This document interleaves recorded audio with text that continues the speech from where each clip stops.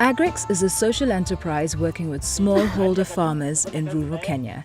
They recognize them as the driving force behind the agricultural industry and are making new measures to ensure that various issues are addressed to improve the industry and the lives of farmers, such as lack of capital, lack of inputs, limited knowledge, and low access to markets. Agrics is a social enterprise that works with smallholder farmers, addressing poverty, inequality, and joblessness, engaging farmers in their own spaces.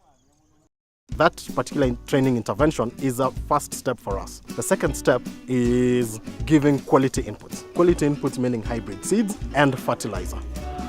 Most subsistence farmers still use traditional methods to farm, meaning the land is not used to its full potential, with most of the land left unfarmed. The typical farmer that we work with, they're basically subsistence farmers. For their plot of land, they could not get optimum yield from it. What the intervention actually does is it addresses the yield gap.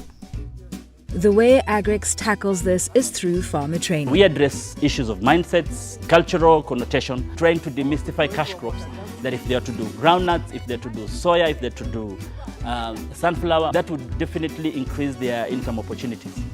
To kickstart a greater and more efficient level of farming, Agrics has initiated a credit program, giving farmers access to capital.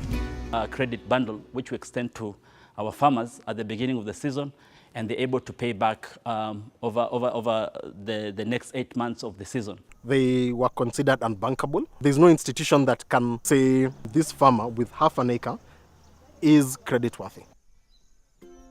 Nilijaribu hata kuenda kukopa kwa bank wanipe inputs za kuweka kwa nini, wanasema account yangu haina pesa, sasa wawezi wakanipatia nini inputs, lakini ilikuwa around kitu kama 1500 peke yake, lakini nimeona hao wananipatia bure, naanza kulipa kama niko na vitu ya kupanda. How this works is that the individual farmers come together and form a group. The group then comes up with 10% of the amount of inputs they need for the season and pay that up front. This makes them eligible for credit, which they then pay back in affordable installments. The smallholder farmer is bankable. We trust them that they will repay the credit. They trust that we will give them quality seeds, quality fertilizer in good time. The farming inputs they receive are mainly in form of environmentally friendly fertilizer and hybrid seeds. Hybrid seeds tend to have higher biomass compared to the local seeds, and that basically means is that that particular biomass goes back into the particular soil and increases the humus level and those kind of things. And you find that those are early maturing. They harvest early, and also they can have 2 seasons. Agrics wananipatia mbegu ya mahindi na pia na ya mboga na mbolea ya kupandia hizo vitu.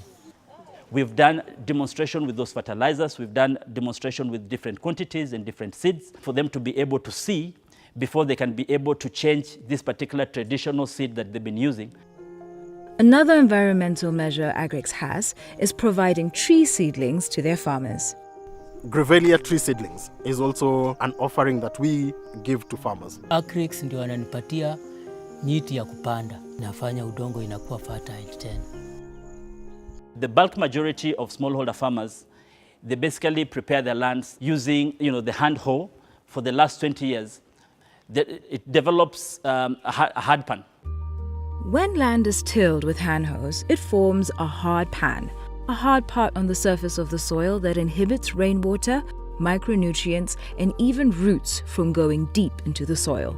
Using plows or tractors ensures that the land is tilled 9 to 10 inches deep. This ensures that farmers don't lose crops. We did a control survey with them. Land preparation, how land is prepared prior to planting, accounts for about 20 to 30% of production increase. This is just one of the many successes achieved by Agrics.